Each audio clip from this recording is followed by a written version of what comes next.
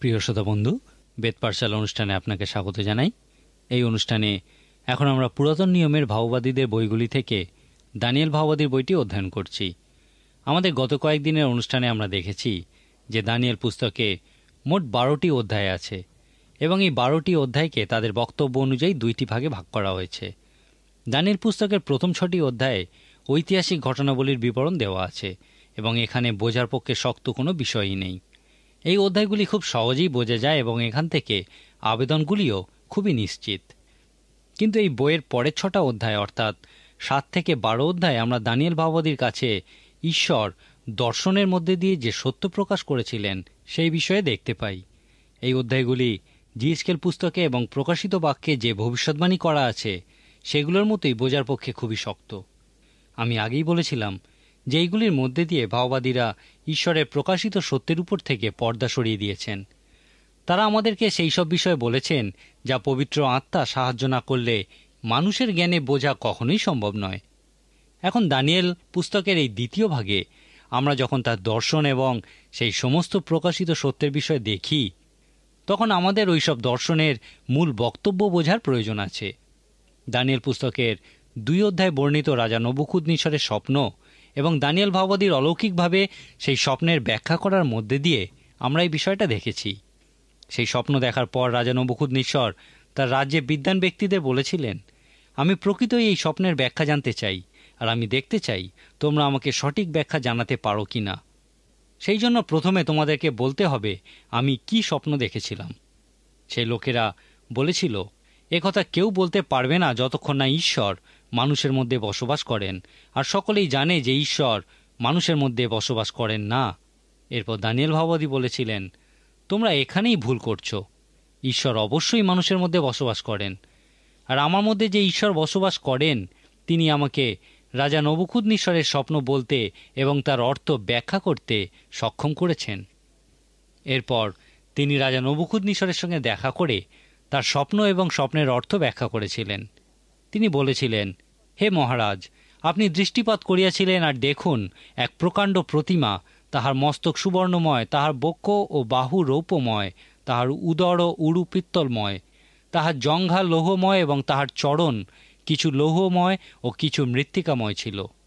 শেষে বিনা হস্তে খনিত এক প্রস্তর সেই প্রতিমার লৌহ ও মৃন্ময় 2 চরণে আঘাত করিয়া সেইগুলি চূর্ণ করিল, আর বায়ু সে সকল উড়াইয়া লইয়া গেল। দানিয়েল ভাববাদী এই স্বপ্নের ব্যাখ্যা করে বলেছিলেন, ওই প্রতিমা 4টি অংশ 4টি রাজ্যের বিষয় বলে। সোনার মাথা বাবিল দেশের কথা বলে, রূপা পারস্য রাজ্যের প্রতীকস্বরূপ, পিত্তলময় অংশ গ্রিক রাজ্যের প্রতীকস্বরূপ এবং লোহার পা সেই রোমীয় রাজ্যের প্রতীকস্বরূপ। এই লোহা ও মাটির মিশ্রণে তৈরি পায়ের ব্যাখ্যার ক্ষেত্রে পণ্ডিত ব্যক্তিরা ভিন্ন মত পোষণ করেন। কেউ কেউ বলেন সেই পা সমস্ত ছোট ছোট রাজ্যের বিষয়ে বলে যারা কখনো পৃথিবী বিখ্যাত হতে পারেনি। আবার অনেকে বলেন ইহা রোমীয় সাম্রাজ্যের 10 ভাগে ভাগ হয়ে যাওয়ার কথা বলে। রাজা নবুখুদনেছরের স্বপ্নের সবথেকে গুরুত্বপূর্ণ অংশটি হল সেই অলৌকিকভাবে কাটা পাথর যা সেই প্রতিমার উপরে পড়ে তা সম্পূর্ণ ধ্বংস করে দিয়েছিল, এবং তারপর সেই পাথর একটা বড় পর্বতে পরিণত হয়েছিল যা সমস্ত পৃথিবীকে ঢেকে দিয়েছিল। দানিয়েল ভাববাদী বলেছিলেন যে সেই পাথর হল ঈশ্বরের রাজ্য যা অনন্তকাল স্থায়ী এবং তা সমগ্র পৃথিবীকে জয় করবে। দানিয়েল ভাববাদীর এই ব্যাখ্যা আমাদের কাছে দানিয়েল পুস্তকের অন্যান্য দর্শন বা প্রকাশিত সত্যের বিষয় বুঝতে একটা প্রতীকস্বরূপ কাজ করে। ইহা প্রকৃতই কঠিন একটি বিষয়, কিন্তু মোটেই অসম্ভব বিষয় নয়। একমাত্র পবিত্র আত্মাই আমাদেরকে এই বিষয়গুলি বুঝতে সাহায্য করতে পারে, কারণ এই বিষয়গুলি ভবিষ্যতে ঘটবে এমন সমস্ত জিনিসের কথাই বলে। যোহন লিখিত সুসমাচারের 16 অধ্যায় আমাদেরকে বলে যে পবিত্র আত্মার একটা বিশেষ কাজ হল সেই সমস্ত ঘটনা যা ভবিষ্যতে ঘটবে তা প্রকাশ করা। আসুন এখন আমরা এই সমস্ত প্রকাশিত সত্যের সঠিক ব্যাখ্যার ক্ষেত্রে কতকগুলি ধাপের বিষয় দেখি। প্রথমত সেই দর্শনের বর্ণিত প্রতীকগুলি লক্ষ্য করুন। এই দানিয়েল পুস্তকের 7 অধ্যায়ে দানিয়েল ভাববাদীর দর্শনে বর্ণিত প্রতীকগুলি রাজা নবুখুদনেছরের প্রথম স্বপ্নে বর্ণিত প্রতীকগুলির সহিত এক অর্থে প্রায় এক। দানিয়েল ভাববাদী 4টি মহান পশু দেখেছিলেন। লেখা আছে, আর দেখো মহাসমুদ্রের উপরে আকাশের 4 বায়ু প্রচণ্ড বেগে বহিতেছে, আর সমুদ্র হইতে বৃহৎ 4টি জন্তু বাহির হইল। আর দেখো চতুর্থ এক জন্তু, সে ভয়ঙ্কর, ক্ষমতাপন্ন ও অতিশয় শক্তিমান। সে অন্য 3টি জন্তুকে বিনষ্ট করল এবং তারপর তার 10টি শৃঙ্গ দেখা দিল। তারপর সেগুলি থেকে আরেকটি শৃঙ্গ উৎপন্ন হলো, আর লেখা আছে, ওই শৃঙ্গে মানুষের চক্ষুর মতো চক্ষু ও দর্প বাক্যবাদী মুখ ছিল। সেই ভাওবাদীরা এইরকমই অদ্ভুত ও মহান দর্শন পেতেন।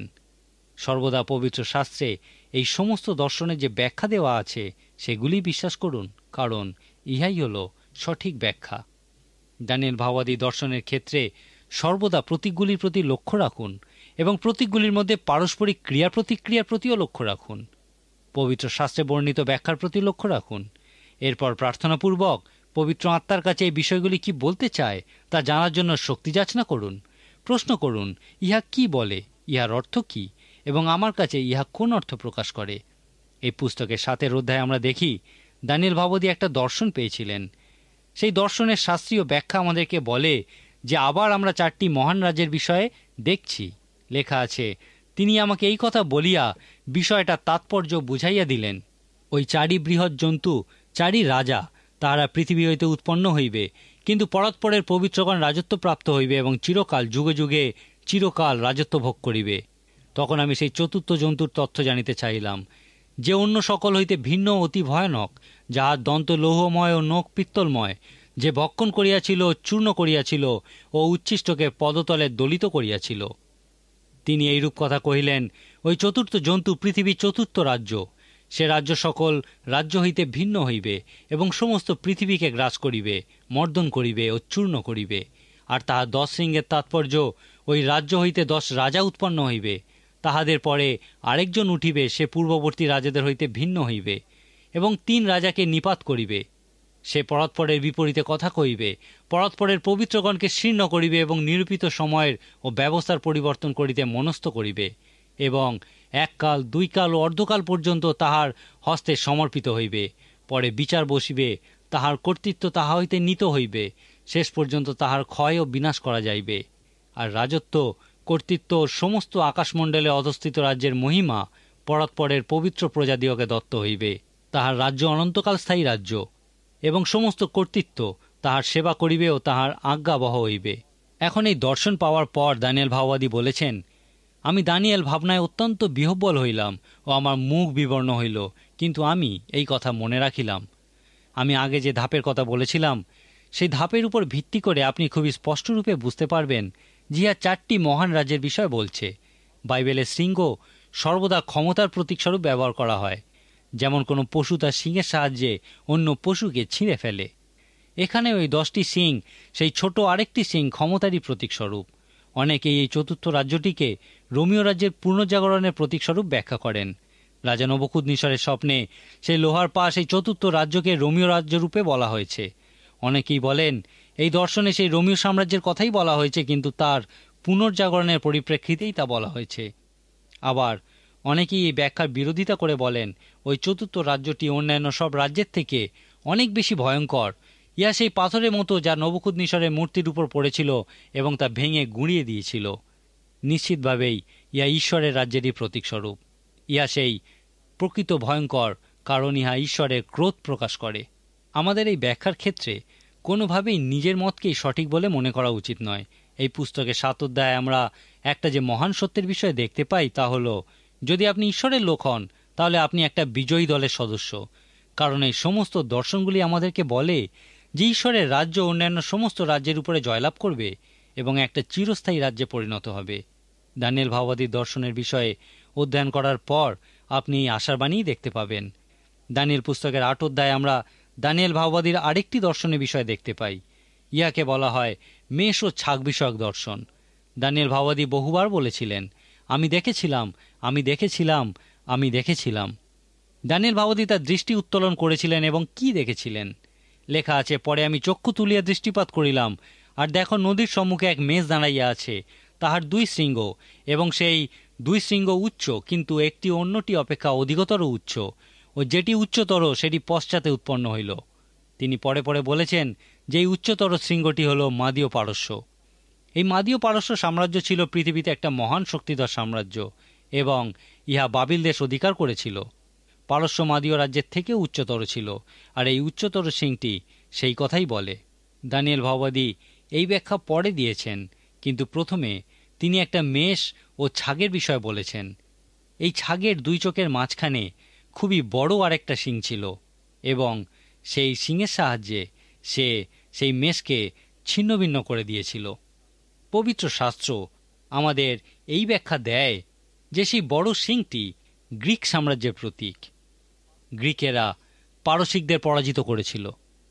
দানিয়েল ভাওবাদী গ্রিক এবং পারস্য সাম্রাজ্যের পরেও চলে গেছিলেন এবং শেষ সময়ের কথা বলেছিলেন।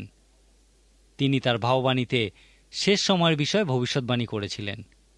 আমার মনে হয় এই বিষয়ে আমরা নিশ্চিত হতে পারি যে দানিয়েল ভাওবাদী তার দর্শনের মধ্যে দিয়ে আমাদেরকে ইতিহাস শিক্ষা দেওয়ার এবং সেই সমস্ত ভবিষ্যৎবাণী যা পূর্ণ হতে চলেছে তা বলার সাথে সাথে ভবিষ্যতের বিষয়েও দেখিয়েছেন। তিনি আমাদেরকে ভবিষ্যতে কি ঘটতে চলেছে সেই বিষয়ে খুবই স্পষ্ট করে দেখিয়েছেন। এই দর্শন খুবই স্পষ্ট করে গ্রিক সাম্রাজ্যের কাছে পারস্য সাম্রাজ্যের পরাজয়ের কথাই বলে।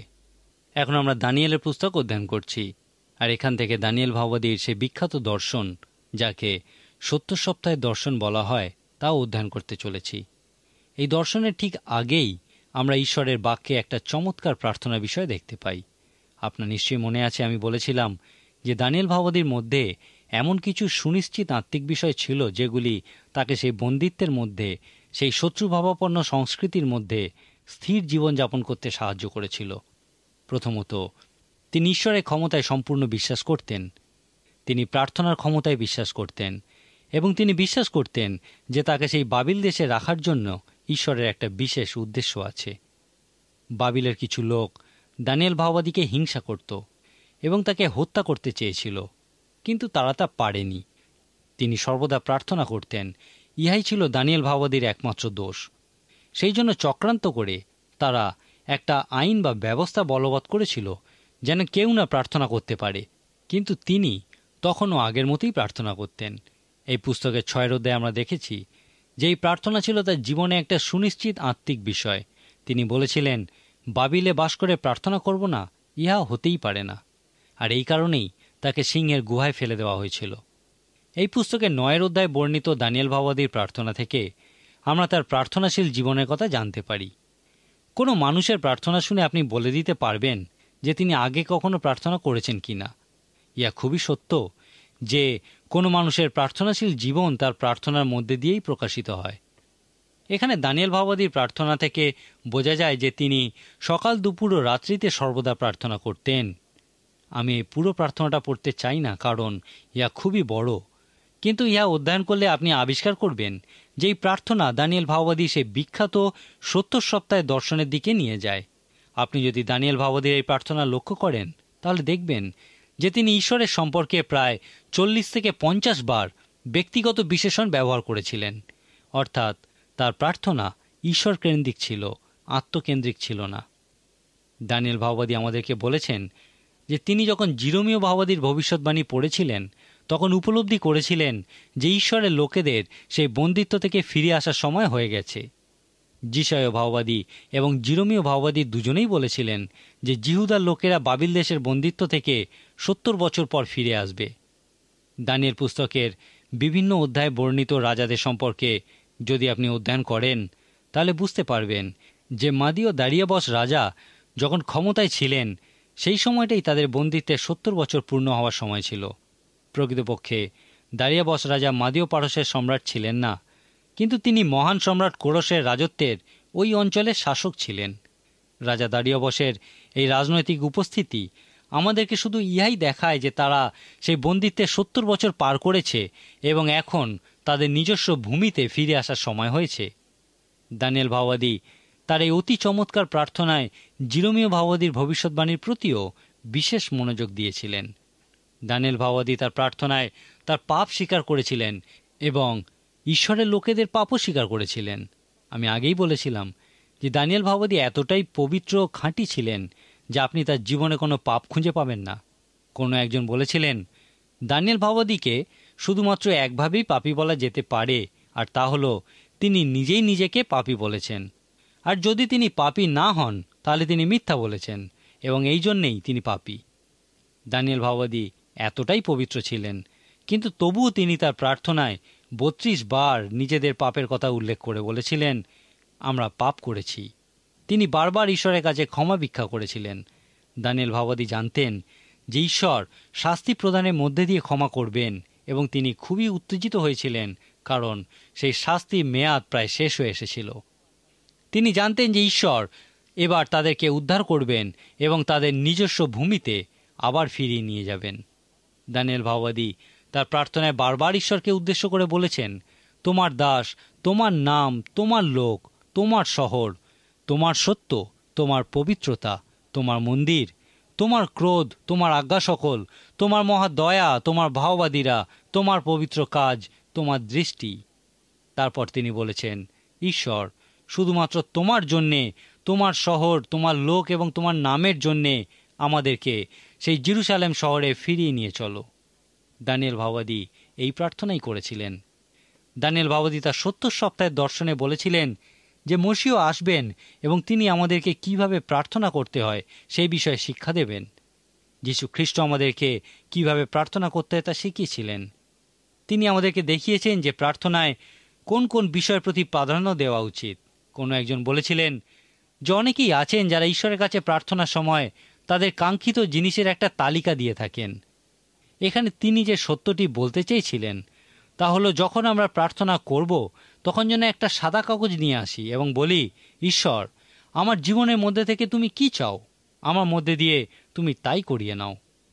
আমাদের প্রার্থনা এই রকমই হওয়া উচিত। যীশু খ্রিস্ট আমাদেরকে এই রকম প্রার্থনা করতেই শিখিয়েছিলেন।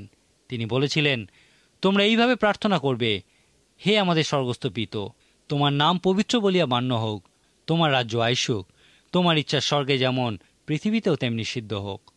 এখানে 3 বার যীশু খ্রিস্ট বলেছিলেন তোমার, অর্থাৎ তিনি বলতে চেয়েছিলেন প্রার্থনার সময় সর্বদা ইয়া মনে রাখা উচিত যেন সকলে ঈশ্বরের নাম জানতে পারে, কারণ তার নাম তিনি কে এবং তিনি কি তা প্রকাশ করে। তারপর তিনি তোমার রাজ্য আইসুক এই কথার অর্থরূপে বলতে চেয়েছিলেন যে তোমার ইচ্ছা যেমন স্বর্গীয় মাত্রায় সিদ্ধ হয় তেমনি যেন আমার জীবনেও সিদ্ধ হয়। ঈশ্বরকে প্রার্থনায় প্রথম স্থান দেওয়ার পর এবার আপনি নিজের কথা বলুন। এখন আপনি ঈশ্বরের নাম পবিত্র করার জন্য, তার রাজ্য আনার জন্য এবং তার ইচ্ছা সিদ্ধ করার জন্য আপনার যা কিছু প্রয়োজন তা যাচনা করুন। এরপর এই প্রার্থনা এইভাবে শেষ করুন, কারণ রাজ্য, পরাক্রম ও মহিমা যুগে যুগে তোমার। যীশু খ্রিস্ট এইভাবেই প্রার্থনা করার শিক্ষা দিয়েছিলেন এবং দানিয়েল ভাওবাদীও এইভাবেই প্রার্থনা করেছিলেন। দানিয়েল ভাওবাদী যখন প্রার্থনা করছিলেন তখন গাব্রিয়েল দূত সেখানে উপস্থিত হয়েছিলেন। ইয়া খুব সুন্দর একটা বিষয়। গাব্রিয়েল দূত তাকে বলেছিলেন, তোমার বিনতির আরম্ভ সময়ে আজ্ঞা নির্গত হইয়াছিল, তাই আমি তোমাকে সংবাদ দিতে আসিলাম। ইহা কি আকর্ষণীয় একটি বিষয় নয়? ঠিক যে মুহূর্তে দানিয়েল ভাওবাদী তার প্রার্থনা শুরু করেছিলেন, ঠিক তখনই ঈশ্বর তার জন্য একটা উত্তর দিয়েছিলেন। গাব্রিয়েল দূত তাকে বলেছিলেন, তুমি অতিশয় প্রীতিপাত্র, ঈশ্বর তোমাকে ভালোবাসেন। এখন ঈশ্বর কি এমন একজন যুবককে ভালোবাসবেন না, যিনি তার জীবনের সমস্ত বছর বাবিলে এবং মাদীয় পারস্যে ঈশ্বরের পক্ষে দাঁড়িয়েছিলেন? এরপর গাব্রিয়েল দূত দানিয়েল ভাওবাদীকে সেই 70 সপ্তাহ সম্পর্কে দর্শন দিয়েছিলেন। এই দর্শনেই আমরা বাইবেলে বর্ণিত মসিহ সম্পর্কিত অন্যান্য ভবিষ্যৎবাণীগুলির মধ্যে সবথেকে সুনির্দিষ্ট আকারে সেই ভবিষ্যৎবাণী দেখতে পাই। সেই দর্শনটি ছিল, লেখা আছে, তোমার জাতির ও তোমার পবিত্র নগরের সম্বন্ধে 70 সপ্তাহ নিরূপিত হইয়াছে, অধর্ম সপ্তাহ করিবার জন্য, অপরাধের প্রায়শ্চিত্ত করিবার জন্য, দর্শন ও ভাববাণী মুদ্রাঙ্কিত করিবার জন্য এবং মহাপবিত্রকে অভিষেক করিবার জন্য। যদি আপনি এই 6টি বিষয়ের প্রতি লক্ষ্য করেন তাহলে দেখবেন যে তারা বলছে ঈশ্বর দানিয়েল ভাওবাদীর প্রতি দৃষ্টি করেছিলেন এবং ঈশ্বরের সমস্ত লোকের প্রতিনিধি রূপে তাকে বলেছিলেন, তুমি অনেক সহ্য করেছ, এখন সময় এসেছে আমি একটা অলৌকিক কাজের মধ্যে দিয়ে তোমাকে আবার ফিরিয়ে আনব। দানিয়েল ভাওবাদীর এই 70 সপ্তাহ বিষয়ক দর্শনের মধ্যে বাইবেলে বর্ণিত মসিহের প্রথম আগমন বিষয়ক ভবিষ্যৎবাণীগুলির মধ্যে সবথেকে সুনির্দিষ্ট আকারে ভবিষ্যৎবাণীটি দেখতে পাওয়া যায়। দানিয়েল ভাওবাদীর এই দর্শনটি অধ্যয়ন করার জন্য আপনাকে একটু অঙ্ক করতে হবে, আর তারপর আপনি যেখানে পৌঁছাবেন তা হল ঈশ্বর দানিয়েল ভাওবাদীকে বলেছিলেন যে সেই বন্দিত্ব যেমন 70 বছর স্থায়ী হয়েছিল, তেমনি এই বন্দিত্ব থেকে মসিহের আগমনের মধ্যবর্তী সময় হবে 7 গুণ 70 বছর বা 490 বছর। এই সময়কালকে সপ্তাহ অনুযায়ী 3 ভাগে ভাগ করা হয়েছিল। প্রথমত 7 সপ্তাহ, দ্বিতীয়ত 62 সপ্তাহ এবং তৃতীয়ত 1 সপ্তাহ। এই 1 সপ্তাহের মধ্যে সেই অভিষিক্ত ব্যক্তিকে হত্যা করা হবে। এই সমস্ত কিছুকে একসঙ্গে করলে আপনি মসিহ সম্পর্কিত একটি মহান ও সুনির্দিষ্ট ভবিষ্যৎবাণী দেখতে পাবেন। এই ভবিষ্যৎবাণীর সময়কাল শুরু হয়েছিল তখন থেকে যখন রাজা কোরস সমস্ত জিহুদিকে জেরুজালেমে ফিরে যাওয়ার নির্দেশ দিয়েছিলেন। 3টি পর্যায়ে ভাগে ভাগে তাদের এই প্রত্যাবর্তন ঘটেছিল, কিন্তু সবথেকে বড় যে প্রত্যাবর্তন ঘটেছিল তা হল যীশু খ্রিস্টের জন্মের 457 বছর আগে। এই সময়ের পর থেকে যদি আপনি সেই 7 সপ্তাহ ও 62 সপ্তাহ যোগ করে তাকে 7 দিয়ে গুণ করেন, তাহলে মোট 483 বছর হয়। অর্থাৎ পণ্ডিতদের মতানুযায়ী ইহা সেই সময় যখন যীশু খ্রিস্ট সর্বসমক্ষে তার কাজ শুরু করেছিলেন। এখন একটা সপ্তাহ অর্থাৎ 7 বছর বাকি থাকল। সেই সপ্তাহের মধ্যিখানে অর্থাৎ 3.5 বছরের মাথায় যীশু খ্রিস্টকে হত্যা করা হয়েছিল। অর্থাৎ যীশু খ্রিস্টের সর্বসমক্ষে কাজের 3.5 বছরের মাথায় তিনি ক্রুশীয় মৃত্যুবরণ করেছিলেন। ইহা প্রকৃতই মসিহ সম্পর্কিত একটি মহান ভবিষ্যৎবাণী। এখন আপনি নিশ্চয়ই বুঝতে পারছেন যে এই ভবিষ্যৎবাণীগুলি ব্যাখ্যা করা প্রকৃতই কঠিন। এই দর্শনগুলি থেকে সর্বদা প্রকৃত সত্যটা বোঝার চেষ্টা করুন। একটা বিষয় এখান থেকে পরিষ্কার বোঝা যায় যে ইহা মসিহের আগমনের বিষয় বলে এবং তার সেই রাজ্যের বিষয় বলে যে রাজ্যের কোনো শেষ নেই। ভাববাণী বিষয়ক সমস্ত বইগুলিতেও আমরা এই বিষয় দেখতে পাই। এখান থেকে আধ্যাত্মিক আবেদন রূপে আমরা দেখি যে ইহার অর্থ হল, যদি আপনি একজন বিশ্বাসী হন তাহলে আপনি একটি বিজয়ী দলের সঙ্গে আছেন এবং অবশ্যই শেষ যুদ্ধে জয়লাভ করবেন।